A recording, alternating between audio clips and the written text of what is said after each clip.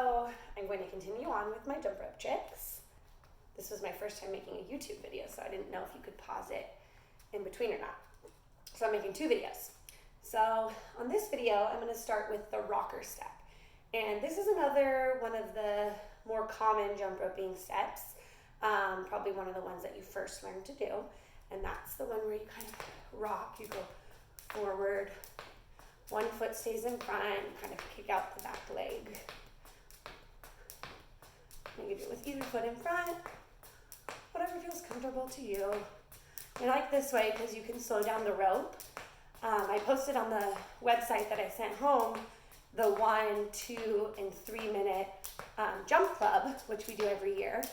And in those, I like to use that method a lot. In fact, I usually go back and forth, I go back and forth between the rocker, and then I'll switch to double bounce. I get tired of bouncing like that, I'll go back to the rocker to be able to last for a long time, because I really like that you can slow this down, look how slow I can go, and that will help to maintain my jump for a long time.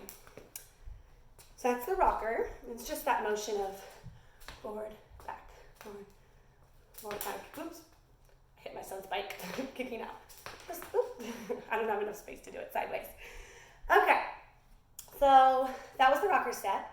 And the next one I'm going to show is the skier. So in the skier, you're going to keep your feet together, and you're basically jump back and forth like you were skiing moguls. Moguls are like those big hills when you go skiing.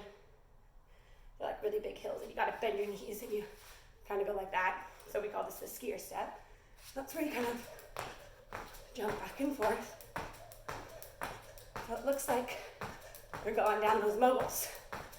Just like that. And you use the single bounce for that method. So that's the skier. And then the next one I'm going to do is the scissor step. So the scissor step, it's kind of like the rocker where one foot's in front and one foot's in back, but you're going to switch every time just like this. Called scissors. We call them scissor runs in PE sometimes. I'll show you sideways. Just like that. Okay. And so I'm going to put, well, I'll start with it behind me. I think it's easier to start with one foot out already. Start with the scissor step, and then as it comes around, you just jump and switch your feet. Try the motion first.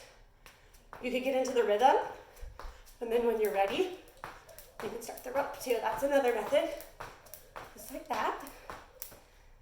And that is the scissor step. Okay, the next one I'm going to show is heel touches. So heel touches is kind of, let's see back so you can see my feet. You're going to have your feet out like this, and basically just jumping and kicking out your heels. So you'd want to try this without turning the rope first. Touch, touch, touch, touch. Kind of like my second graders when we learned the Mexican hat dance. Da-dum, da-dum, da-dum. We learned heel touches. Same thing. Just touching out your heels. But now I'm going to turn the rope, and then each time I'm just going to jump out my heel. I think the best way to do this is to start with one heel out. Same thing to get the rhythm. Oop. This one's probably one of the more difficult ones and very tiring. Just like that.